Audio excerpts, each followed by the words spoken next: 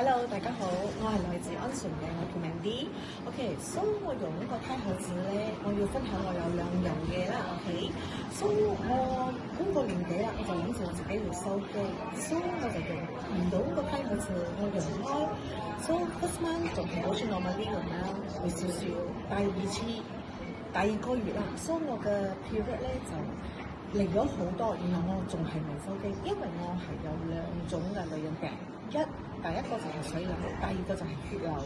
第二個月嚟嘅時候咧，我個血瘤好大嚿咁樣出，所以我就問醫生係咩事？佢就幫我 check， 應該係你嘅血瘤排到出嚟喎。佢就問我你應該係食到咩用到乜嘢？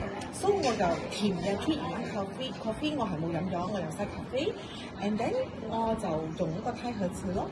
所以佢講 very good，係排到你嘅嘢出嚟。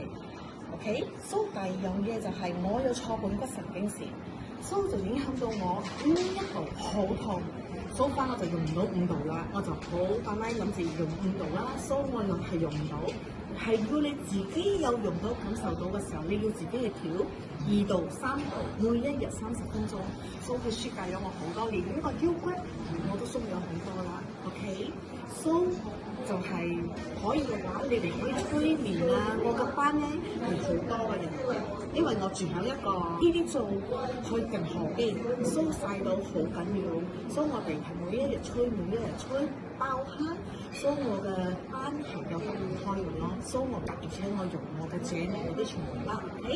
所以仲有一樣嘢就係頭髮，我係好多白頭髮嘅。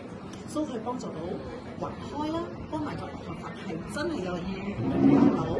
然之後咧就係嗰個甩頭髮，係舒解到我哋好多嘢。我最中意嘅就係個包慳，幫到我好多，因為我唔出汗嘅人，我點做運動都唔出汗。